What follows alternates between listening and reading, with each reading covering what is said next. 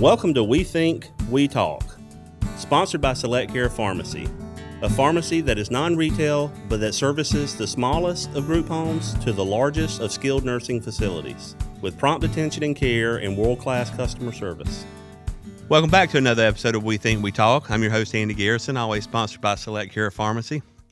Today, just want to do a show on a couple of emails, some questions, and what I see every day.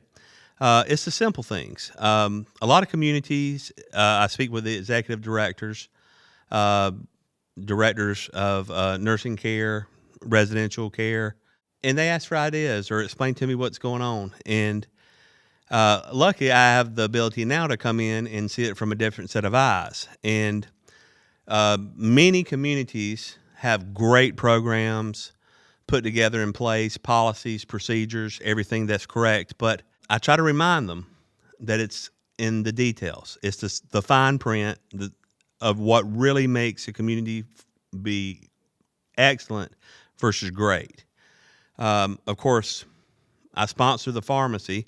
That's a big deal with customer service to the families that we provide. But I want to talk about your community and its census. And if you're noticing a drop, you're noticing something going on, you can't quite understand why you're not getting past, say, 90% full. What is it that I see from an outsider coming in as an account executive for a pharmacy, Select Care Pharmacy, versus me working inside the community? A lot of you guys know me. A lot of you guys have kept up with the show when we were just audio. Now, of course, we're, on camera. And I've seen both sides. I've worked both sides of it now. And the great pleasure of me now being able to travel every day and go into communities is I've started appreciating things that I notice. And it's in the fine details. So I want to take a little time today to break it down of some of the very best that I've seen and some of the worst that I've seen, and certainly won't mention any names or embarrass anyone. I wish I could call out some great ones, but I'm going to keep it fair on both sides. But let's start off with new communities.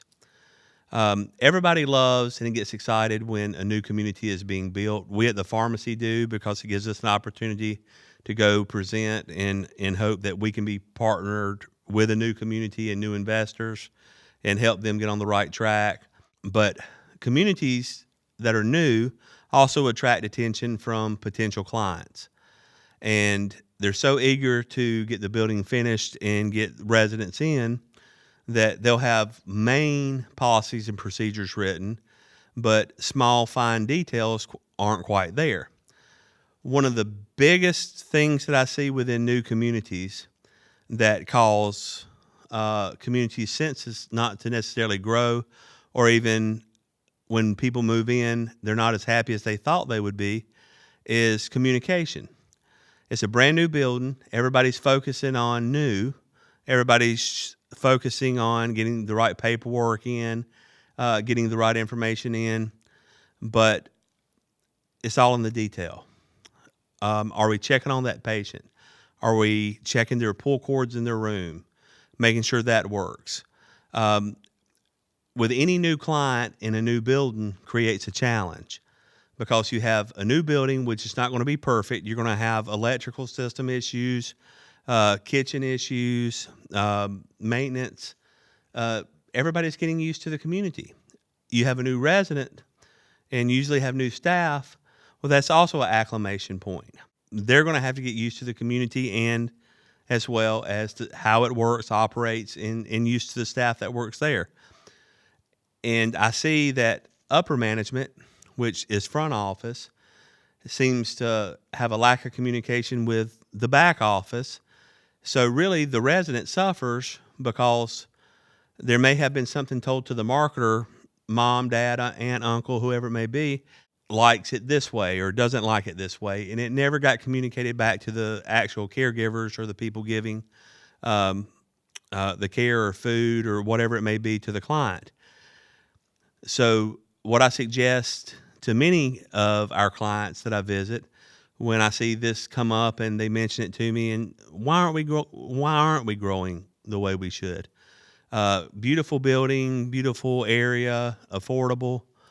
I always say, let's shut the big books and let's talk about how do we communicate. Do you have morning stand-up? Well, what's that?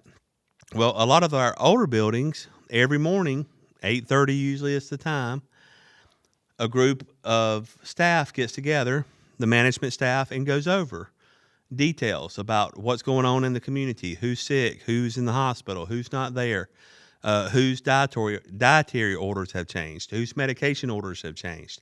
If you can communicate somebody's well-being to the next person taking over, it'll create such a dynamic change within a community that it seems like everybody is omnipotent. Everybody is all-knowing about that resident. So if there's an additional change during someone's shift, they already know that there was a change the night before, so we can get them the proper care that they need. But it's hard to do when you have a brand new building because you're looking at other things, beautification, finishing up the electrical, finishing up the sprinkler systems, getting DHEC in for final approval.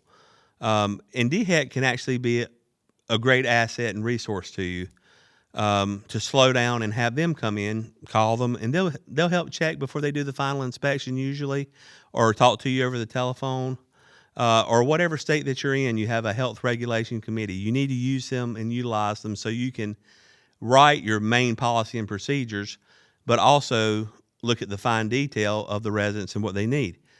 The second part of that with a new community that I see that does not happen a lot, because most new communities that we service, I have the privilege of doing med tech classes, med tech training, because this group of folks will be giving medication out to our clients. So I want to ensure that they do that correctly and right.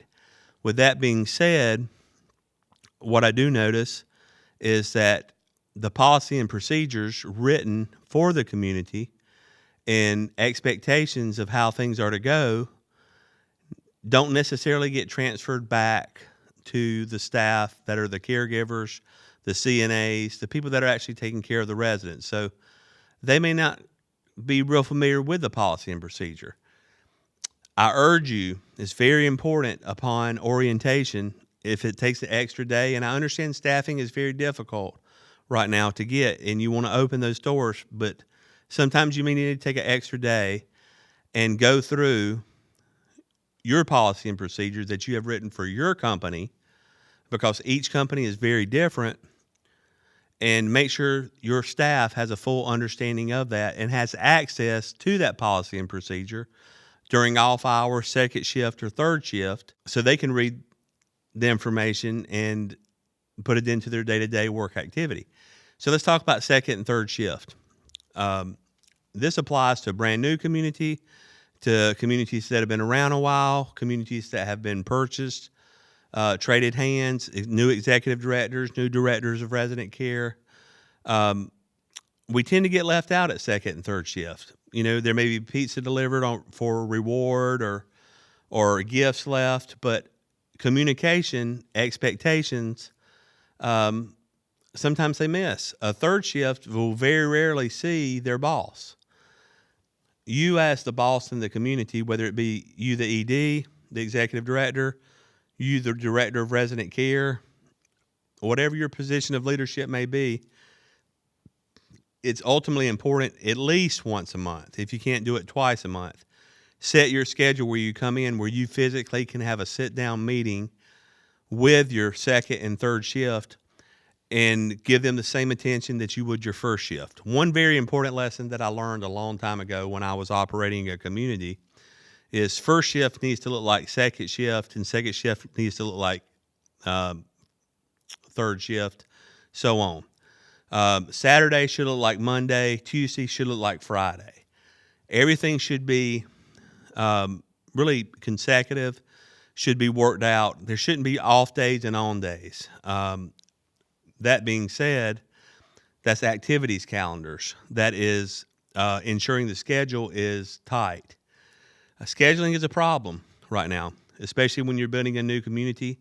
You need to keep in mind how many people are going to be moving in that community, what is the acuity level of the client moving in, and how many staff do I need to have to truly ensure the safety of the resident and their well-being and the quality of care that they receive.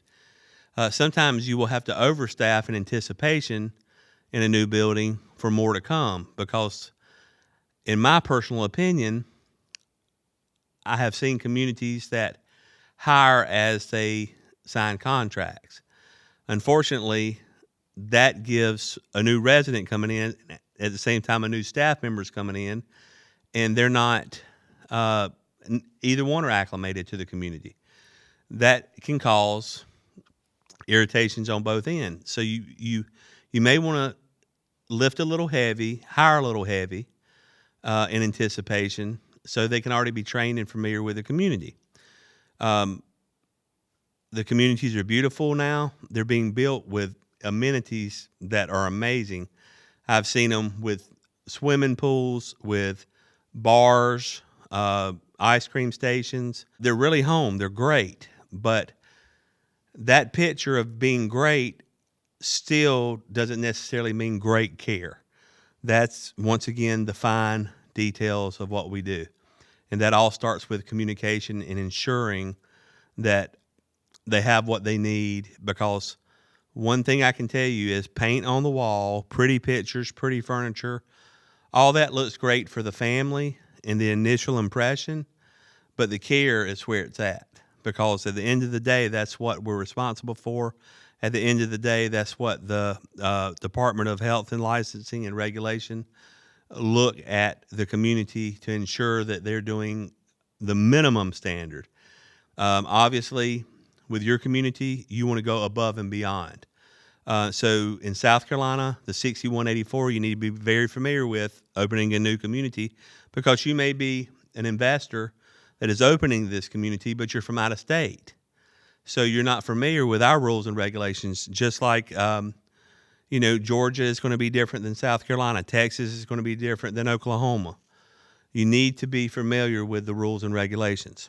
But the new communities, I enjoy going in. I enjoy being able to work with the executive directors and the nurses, because I've been in both roles. And I get to talk to them. And a lot of the executive directors really find it interesting that I am the account executive for the pharmacy, but I am a licensed administrator. So they actually feel like they have help.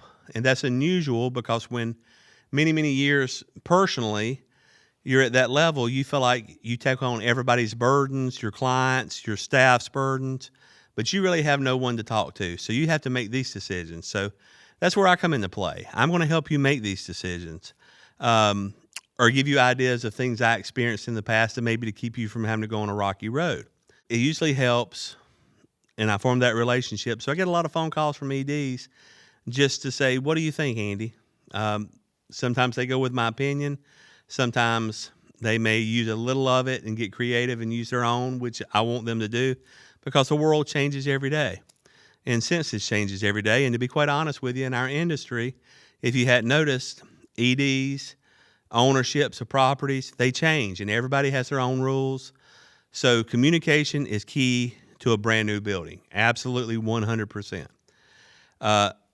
Other buildings that I get to go in are established communities that have been around a long time, same ownership, private ownership, sometimes large corporations, it doesn't matter, but people have been in place for a long time. That is a good and a bad thing. The good part about it is there's absolutely no doubt in my mind and 100% certainty that they love their residents. They take care of their residents very well. They know their needs, they know their wants, and they're attuned to what's normal or abnormal. So if a resident or client starts to feel bad, gets sick, something is off, the staff picks up that very quickly, and usually care is provided very quickly to the resident. But also, the downfall with a community like this is you have those same people that give great care, but they may be opposed to change or new ideas coming in. And that can really be debilitating to a community, because as we grow and technology grows and time grows within our industry, you have to realize that we're going to have to change. The technology that we use versus 10 years ago, that's changed for us. We have to learn how to do that. Well, now we have clients coming in to the communities that are requiring, they want their internet, they want their iPads, they want control of their banking or television channels or YouTube or whatever it may be. So we have to accommodate with that, but yet at the same time, also understand their current needs and wants. The staff that has been there for a very long time sometimes can be opposed to learning all these new changes with the new technology, because new technology can be very difficult to learn. To give you a funny story, just this morning, I opened up a new electric razor, the first one I've ever owned, and it was like a rocket ship, me trying to figure out how this thing works. So I can imagine new computer systems, charting systems, everything that's put into play. It takes a lot of time for the staff to acclimate to that as well. So they like to stay back in their own world, but the new clients that we have moving in are using modern technology, so we have to match up. So this is your opportunity as an ED, as an owner, to take your well-run, well-respected community that already has these employees in place that are great, and find a fun way to engage them into the new technology, because just in a year from now, there's going to be advances and expectations from current family members and clients that you may or may not be ready for. I know Bill Vickery's been on the show several times with us talking about technology and how things work. Get an opportunity, go back and listen to that, because that'll give you an idea of what you can do, and not very expensive, but slowly integrate to the technology into a great running community and facility. Because if you've got the care handled and they're giving 100% in excellent care, you can't ask for more than that.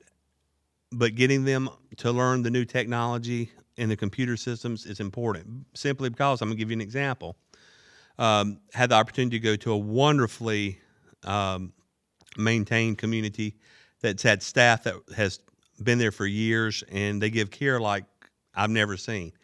It's unbelievable. But as we all know, in the medical world, if it's not documented, it didn't happen. And a lot of the staff was not comfortable with the new technology that was in there. So there were a lot of blanks, a lot of information missing, information being faxed to the pharmacy that was incomplete, that just wasn't put in the computer. And that can actually start changing the community from being great, where people love the care, to the care starting to decline.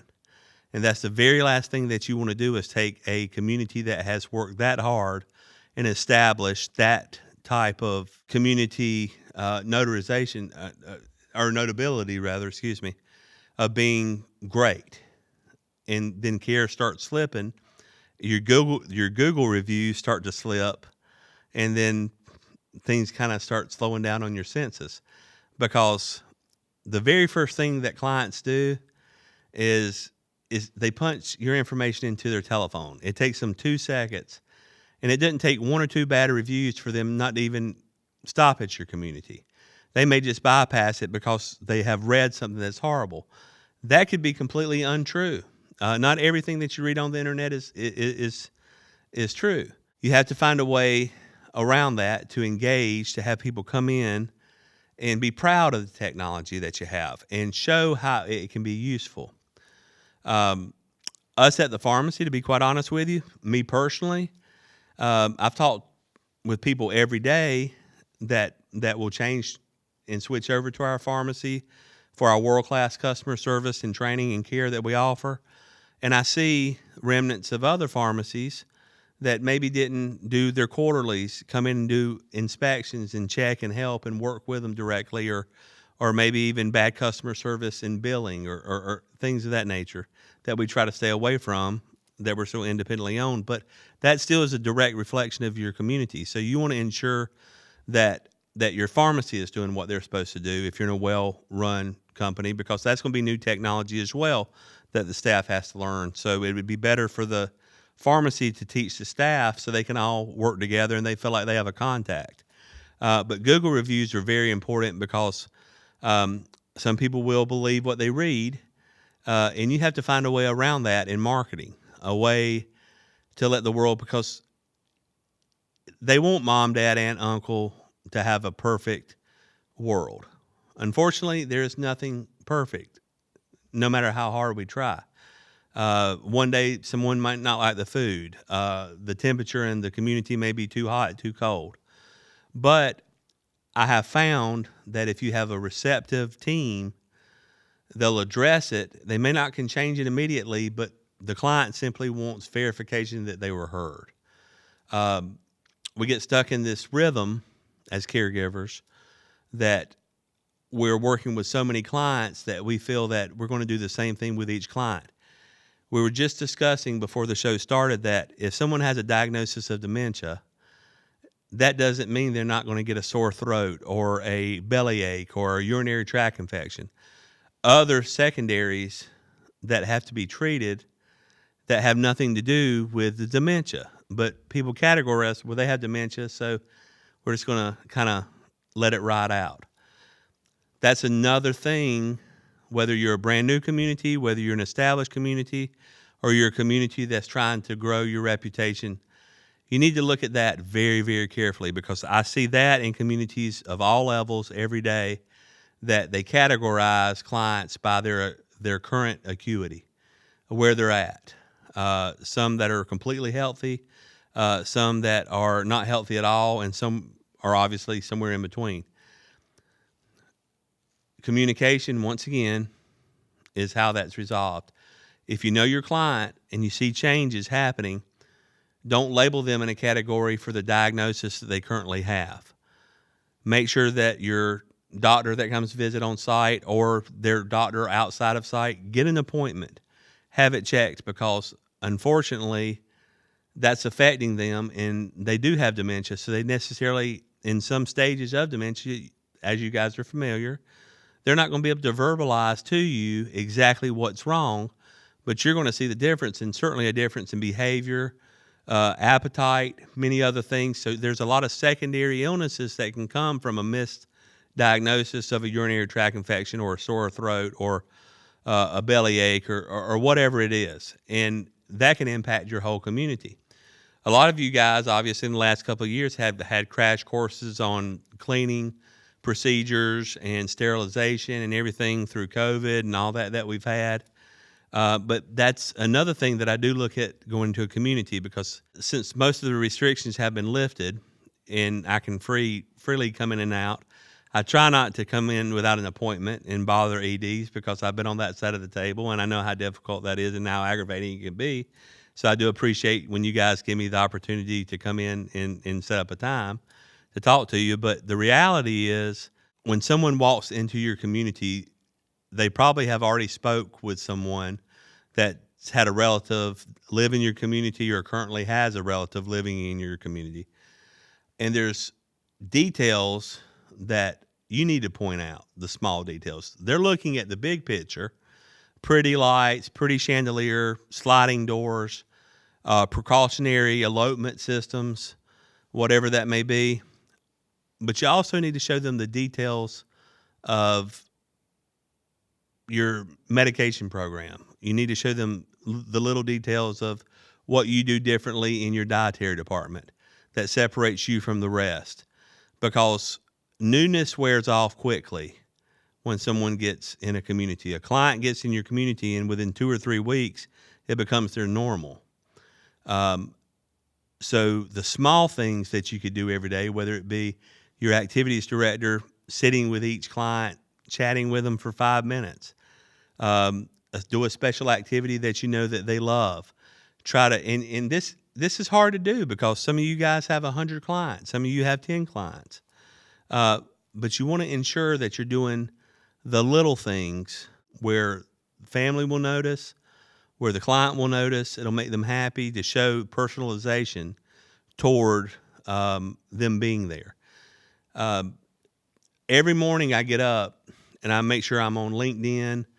I'm sharing information, where we're going, what I'm doing, how important the pharmacy is. But when I get in front of you, I like to tell you the small details of why we're different. And it seems to help, because after the newness wears off, we're still doing specific things directly related to you or your client that lets you know that we value and earn your business, and we want you to be a part of Select Care Pharmacy, or we want you to partner with us, or you at the community level want to continue to have the client live there, which obviously they're partnering with you in paying you every month. So personalization in the details, it could be something as simple as there's a certain shampoo, as long as it's not medicated and it's outside the limits of 6184, that a resident has that, you know what, you could order as a community just for them. That would be a special touch. Wouldn't cost a lot of money, but it did show that you listened. Anything that you can do to make them feel at home will make the family happy. You'll see less aggravation from the family, because we want to talk about the frustration of what the family sees. And I see the same thing coming into the building. I have families call me about questions about the pharmacy. Did they get the medicine? And I can assure them that they did. So it goes back to the community level to kind of see what went wrong or if something happened. In doing so, it seems like staff gets used to the client and slowly pulls away from having a conversation or doing something special. You can't let that go. It's their home now. It's where they live. They count on the dietary department for 3 excellent meals a day. Sometimes they may not want what's on the menu. Do you provide an alternate menu? Do you have something that would satisfy them to make them happy? Because believe me, they'll pick up the telephone and call and say, I miss home. Now I'm sad. I liked it here at first, but now I fell into a routine saying, I know I'm here. I'm not the new kid on the block. I'm nothing special. So basically what I'm saying is you have to treat every client and make sure that you show them that they are special. You have to earn their business every day. We tend to, in the healthcare industry, to have it sort of Uno reversed flopped differently, that they're intimidated to come and ask us for questions. But the reality is we're the business end of it. They're the clients. They're actually paying the money. So we should listen to them more carefully than we give advice to them. We serve them. We have a servant's heart. And since they help take care of our salaries, and which of course trickles down for family, us having somewhere to live, somewhere to drive, they should be number one priority. If someone likes butterscotch and it's within their medical limits to have it, have the community order it. You can order very inexpensive things. That secondary menu I was talking about is a lifesaver. The wintertime, we just now started getting cold outside this morning, I believe, coming in. It was 30-something degrees. And hadn't saw that. It's felt like a year. I know it's only been a summer, but the reality of that is people may not like what's on the menu that day. Communities I was in, we had a pot of beans that would cook every day. You'd be very surprised. That would make people so happy. When Mr. Jones, that's a fictitious name, we may know that he doesn't like a specific dish that's on the menu, but the rest of the community does. So we want to make sure the rest of the community has that dish, but we know he loves a double cheeseburger. Have you communicated with your dietary staff? And this goes for the brand new community, for the community that is great, it's been there a long time, with staff that's been there a long time, or a community that has new owners that are coming in that are trying to figure out the area and the region and what to do. Give them an option. All 3 communities, I have seen this with my own eyes, that once staff becomes familiar with the resident, less personalization happens, and they tend to ignore how they used to be. And unfortunately, the resident feels sad, because you used to come up and talk and make sure everything was fine and they're happy, and all of a sudden that stopped. What I would suggest to all 3 type communities, if you want to know from experience that works, is you basically have what we call an angel walker. Someone designated for that week, any employee, it could be usually upper management, choose one for the week. They go room to room to each resident and basically do a small questionnaire survey. Nothing really time consuming, but are you happy with the food? Is there anything that you like special? Anything to update that? Because just like us living outside a community, our needs and wants change just like theirs does. They're aging in place, but yet at the same time, it doesn't mean that their desires and wants and needs won't change. So we have to always be very, very attuned to what they want. Somebody may have mentioned to them, or they saw a television commercial about an electronic device where they can talk to their family and they feel comfortable that they can learn how to use it. Help them research that. Help talk to them about it. If you know about it, you're familiar with what they're talking about, tell them. One thing that communities do that is off the chart great, that I love to see, is that extra minute of a caregiver or med tech or director of nursing or the ED or someone within the community sitting down on a couch beside a resident, just having a 5-minute pleasant conversation.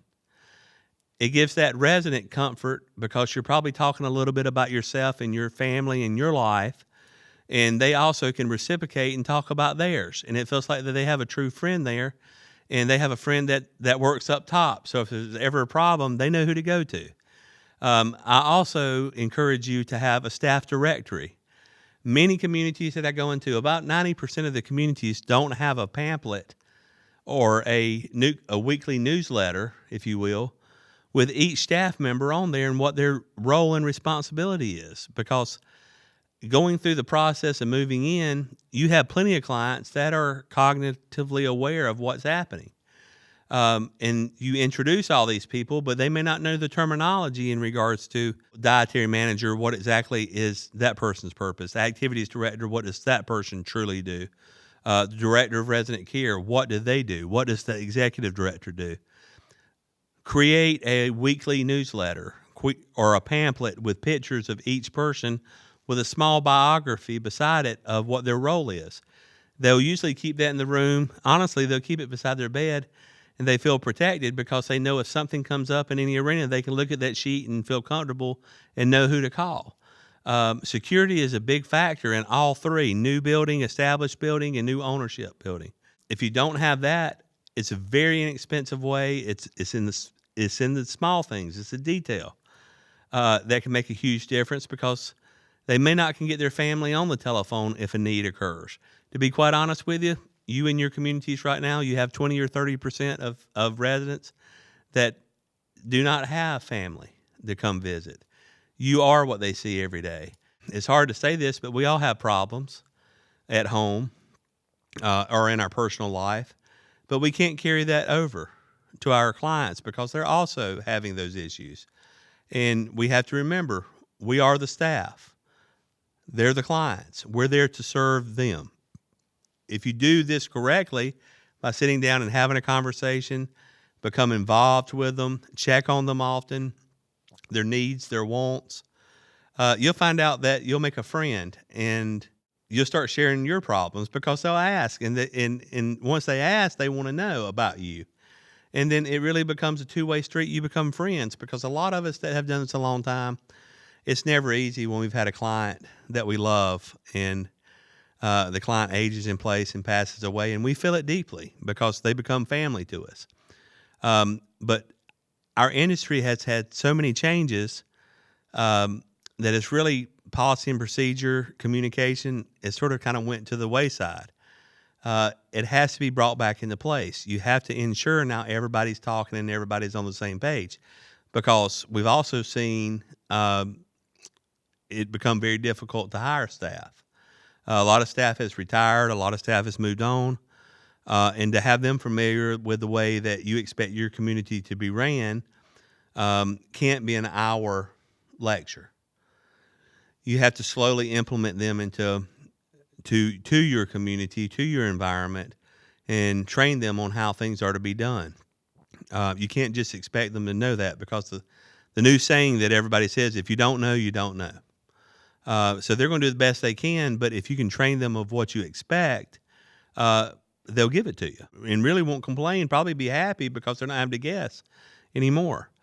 It's so important that your executive director, which, is a very tough job, did it for a very long time. You capture the good, the bad, the sad, the ugly, the happy, everything all day. That's what you do. But you need to be involved in the community. You need to walk through that community several times a day. You need to let your clients, this is whether it's a new building, one of the three that I'm talking about, to let them know that you're engaged in the building. And also you need to inspect what you expect. You need to make sure the staff is doing exactly what you put in the policy and procedure, because if you see something that's not being done that you expect to be done, you need to find out why. Were they not trained properly? Are they just going against the policy and procedure, whatever it may be? But that needs to be corrected because it has a trickle-down effect. And that trickle-down effect, you get one upset resident, they're going to tell everybody else, and then all of a sudden families know, and a huge problem occurs. Your main goal right now is to have a census that is keeping your building profitable. My personal opinion, and it's obviously going to be because I'm an account executive at Select Care Pharmacy, but make sure you have a strong medication program. Medications are a big deal. You don't want to run out of medications. Your residents depend on them. As you know, if you're a med tech, they'll come up to you at time for medicine before you have an opportunity to come to them. They know what they take.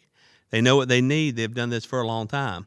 You need a very, very strong partner, such as Select Care, to be able to come in and ensure that happens, ensure that we are providing what they need. And one thing that I do specifically in my current role, and I did this as I was an ED for many years, is I love to train. I honestly can't tell you that you can't train enough. You can train on any subject that you can come up with in your community. You see something happen that you don't like, train on it. Make everybody sign off that they've had the training, because it does several things. We know the Department of Health licensing, regardless of what state you're in, they're going to come in and they're going to survey your building and ensure that you're doing at least the minimum of what they require. But to be honest with you, you have to ask yourself, why did they come in? Was it just a routine visit, or did somebody make a telephone call? Did a family member tell their children or their aunt, uncle, cousin, whoever, of a problem, and they're having to come in on a complaint? We've all had that happen as executive directors. Somebody coming in with a complaint, and a lot of times they're unfounded. It's not true. There was miscommunication. It happened. But there also are times that it is true. You as a community leader needs to acknowledge, yes, okay, that was a problem. What can we do to fix that? And there's rules of how to do that. When are we going to fix it? How are we going to fix it? And who's going to be responsible for doing it? We can't forget those important things and need to follow through once we commit to do something. But once again, that goes to the staff and your clients within the community feeling secure that your executive director at the head of the ship is going to make that happen. Executive directors aren't perfect. We're taught to quickly make a decision and slowly change it.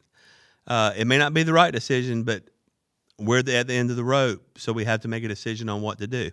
This is sort of a hard topic that comes up, but resident acuity.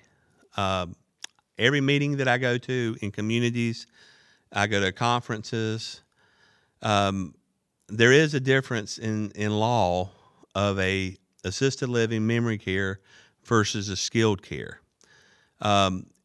It's written pretty clear, but unfortunately, people that are completely appropriate for memory care or assisted living still have bad days. And training of your staff, whether it's a new building, especially a new building, or the building that's been there a long time, or new ownership that expects different policies, procedures, and requirements, such as hydration every so often. I mean, everybody has their own different rules. Meals that are served, what dining room, serving times, all this, they change that a lot. But you have to make sure that they're very aware of those changes and taking care of that right away. When a problem presents itself, the executive director needs to act on it quickly to gain the trust of the family, the client, and staff member. You need to be engaged. You need to conduct those meetings. I know you have staff. I know you have directors of resident care. You have even regional directors that I've been dealing with lately because executive directors have been tied up so much. But you have to make sure everybody's on the same page, because sometimes people have different thought processes about how things should be done, when in reality your rules have already been written. And that's for the safety and well-being of your staff, your clients, your residents. I ran into a good friend of mine at a conference that's Edie. A lot of you guys may know. It suffered a fire years ago. It was a big deal. But they did a wonderful job because their policy and procedures had been trained over and over, and they knew what to do. There were big fire, no casualties. Everything worked out fine. But if they had not been trained properly, it could have been a disaster. Make sure that you train all the time. You can't train enough. And make sure you as an executive director do a lot of the training yourself. Do not leave it all the way to your director of resident care or other staff. It's perfectly understandable, your workload, and that you're going to have to hand off a lot of work for other people to do, delegate. But at the same time, your residents need to know that you care about them just as much as the staff that they're used to seeing every day. You should be able to know your residents by name. And if you can't do that right now, and you know that, you got a little work to do, because people talk, and the family will ask, well, how's mom doing? And the very last thing, if you happen to answer the phone, is to say, well, I'm not sure today. Let me put you on hold and get somebody on the phone that's talked to her. That does not look good. It looks like that it appears, and we know it's not true, but it appears that you're more interested in doing the paperwork or collecting money than taking care of the resident, which is the complete opposite of why the client is at your building and the families chose your building, because they felt something within you when you were originally talking with them after they made it past your marketer, that they feel comfortable. That leads me into the marketing part. I go into a lot of buildings where they're new EDs, new ownership, new staff. They've never met me before, so they don't know that I've been an executive director in this area for a long time, and they have no clue where I'm from other than looking at my badge that I'm from a pharmacy. And I'll come in, and it's just funny how their rules are completely different, and they do things that they hire from other buildings where people had different rules, and nobody's together on it, and it seems just like a big cluster of what's going on. The ED stays in their office and shuts their door and is not engaged with their management team. They're not engaged with training, and it turns into a huge disaster when it didn't have to be that way. It literally, you invest a couple of weeks into your staff and the training. It could have made all the difference in the world. A brand new community opened not too long ago, and I had a telephone call, and luckily it wasn't in the state. They opened up, great expectations, had a fair amount of clients move in. They weren't ready. They weren't trained. Half the clients moved out just that fast, and reviews went completely down. Don't be that person. It takes a lot of work, a lot of effort, in all three buildings, new, established, and newly purchased buildings, to get the flow together.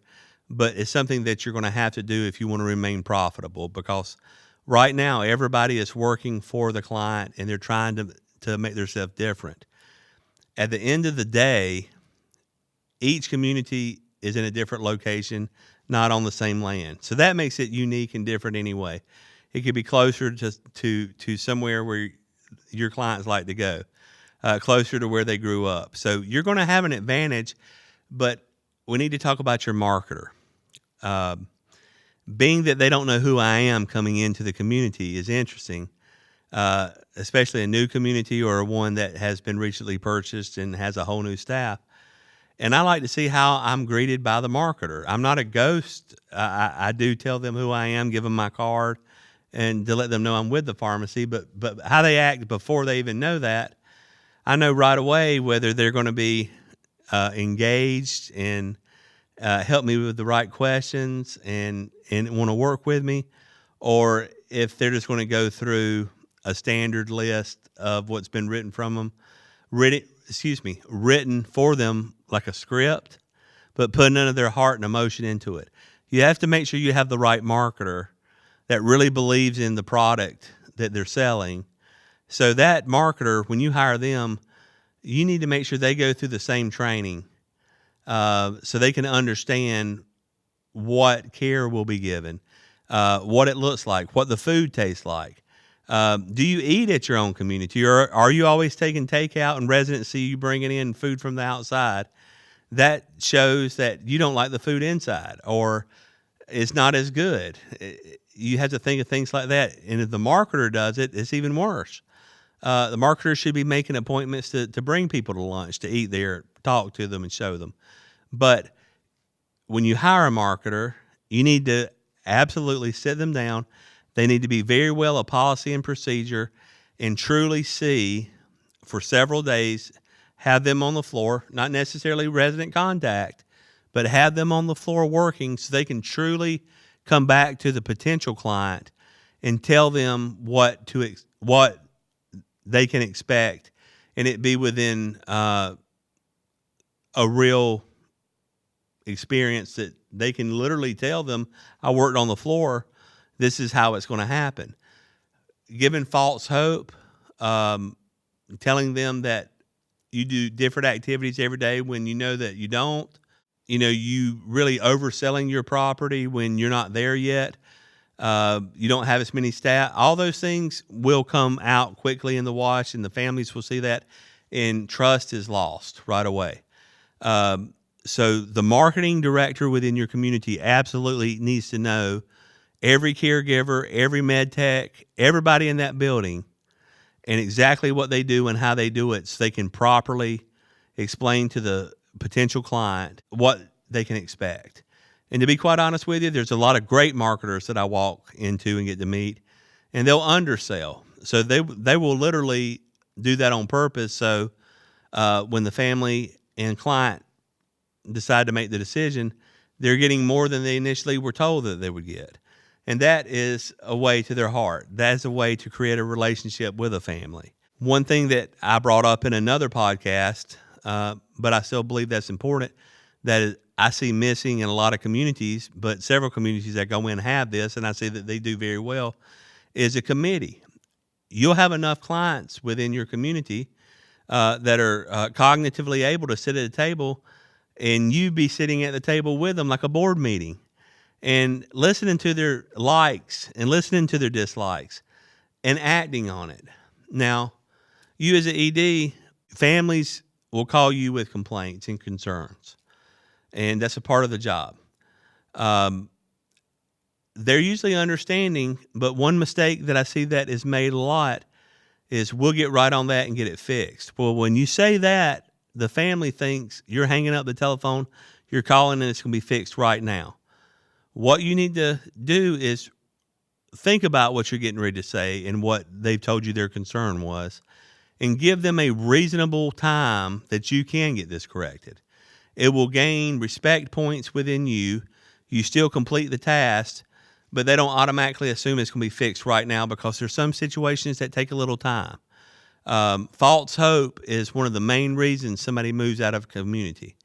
I hear that all the time because we take on new clients that were once at a different community. Now they're at the new community, and I hear the same thing over and over. They said they were going to change the flooring in my room, the carpet in my room next week. It didn't happen. Basically, they were being told things to pacify them for a day or two. Don't be that person. If you can't change it, tell them that you can't change it right now, but when you expect to do it. They'll be happy. It could even be a month out, 2 months out, but they have a date. They have something to look forward to. So I want to talk about transparency. We went through the policies and procedures. We went through the 3 buildings types that we see. Of course, when I walk into a building, my senses go off. That's really not to even, I think, for everybody. I smell, look, and see. Now, sometimes I don't care what the paint looks like on the wall because that's no indicator to me of the quality of care that the resident's going to get.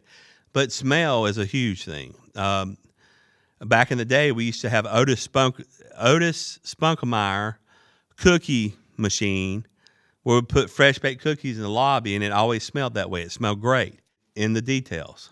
A little fine thing that we did not cost a lot of money, but it created a lot of buzz. I was at a wonderful community, and we were known for fried chicken Thursday. People would come all around, police officers, EMTs, fire, and anybody else just to eat the chicken because it was that famous. We'd always joke and say we have the best chicken in the world. But it created a sense of community because when those people that would come, that would invite, when they needed someone, they would come to us because we delivered what we said we would do. We said it was the world's best chicken. They thought it was. So we won there. But they knew our building. We would tour them. We would do different things to highlight our community. And I feel like we fail to do that now because I feel like that we're in a rhythm of everybody knows what assisted living is, and that is untrue. Everybody is still familiar with what a nursing home is. I drop my old saying, I drop my name in the bucket. When they call me, I'm going to move there. You as a marketer, you as the executive director, you should find time weekly to explain to physicians, and you can just look on residents' charts of who they are, type them an email, see if you can get an in-face meeting with them. Explain the difference of what you do versus everybody else, what you can accept as a client, what you cannot accept as a client. Meetings with families, care plan meetings. You need to have them often, at least every 6 months in this state by law. 3, I would recommend, or any significant change. Those rules have been in 6184 for a long time. You have to ensure that you're following those rules and everybody can see that. I have seen care plans change in communities that would help the resident, but unfortunately it changes at the top, but never gets read by the caregivers that are actually giving care. So why was that document even created? So what system are you going to put in place to ensure that that change or level of care change gets to the right person so they can know that that resident needs more help? That's a small detail because a missed phone call, I forgot to tell you about this, doesn't seem like much, but that small detail could be a huge butterfly effect causing that resident to move out because they felt like they're not being cared for anymore. The last and final thing that I want to talk about in the small details of things is initial appearance when I'm greeted coming into a community. I know that some communities I come in just as the account executive from a pharmacy to introduce myself, but you have many other important people coming in there too. You have physicians, you have secondary care, therapy, doctors, x-ray technicians, your front desk person, if you have one. Some don't. The greeting that you get, that's the very first impression. The way your property looks, and then when you walk through that door, is there a smile on that person's face? Are they familiar? Do they know the rules and regulations? Just because they don't give resident care and they're up front, they're greeting people, they should be educated on the community as well and everything it has to offer, because that is the perfect person to step in if the marketer is not available. You can't expect the marketing person to be there 24 hours a day. So that person that is your secretary or director of first impressions, I believe we call it, they need to be educated and friendly and nice and make the customer feel welcome. It goes a long way. But to be quite honest with you, even after that, your activities director, they need to be trained, because in the event that the marketer is not there and you're not there, and that can happen, they too can go around. Well, let's add another concept to that. Why not put maintenance in that role. They know everything about pricing, square footage of the rooms, the amenities that it comes with. They know all the residents. They can introduce you. Why not put them in the mix? Actually, what happens is communities that I go in that I get a blah from the director of First Impressions, sure, I'll see if they're available, and give me no emotion, I can tell that that's the mood of the building. And that would be very difficult to sell versus someone, well, hi, welcome, how are you? Even if the ED or whoever I'm there to visit doesn't have time that day, they offer me a card with their email on it and said, shoot them an email or give us a call. We'll schedule it for you, a meeting. That goes a long way with me. I leave that building feeling comfortable, even though I did not get anything accomplished or speak with anybody. They showed me how and told me what to do so I could. And they were just happy to see me. If that's trained throughout, the best communities that have the high census right now that you need to check out are communities that have everyone within the community trained to be a marketer. They believe in what they do.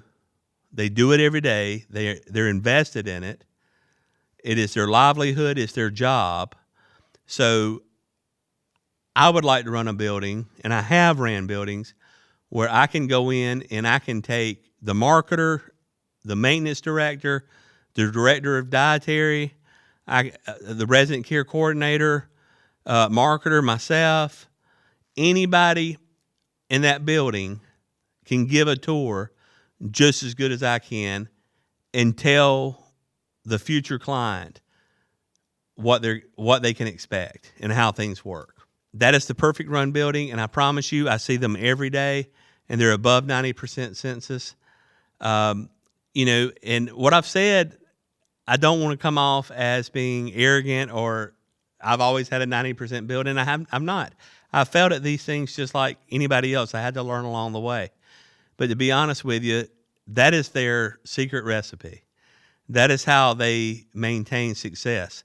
On the weekends, they'll have somebody in there that's just as good at giving a tour as the Monday through Friday marketer would be. And a lot of times they have a commission-based program for that person to help if somebody moves in, that give them a little extra something because they did a good job. They showed the resident, the community, they toured them. They were happy. They were pleasant. You need to give freedom. Residents are going to look at your clients that are already, future residents will look at your clients. They look happy. Are they sitting there? Are they engaged in doing something? Or are they sitting in the same place all day? It's not hard to recognize if that's happening. Once again, it's a small detail that wasn't discussed or communicated. So that definitely needs to happen. If you want a recipe for success, look at the small details and the things that I went over. And I went over a very short list, but that very short list can create you from being 75% occupied to 95% occupied in a very quick amount of time because everybody is invested within the community. Everybody knows their role. Everybody's familiar with your policy, procedure, your rules, your regulations, how you expect and want things done. You as the executive director, if you have people in your community that aren't doing what you expect and you know that they know you've been over it with them and they've been trained, you need to seriously consider what to do there because you need to put somebody in that role that can do it.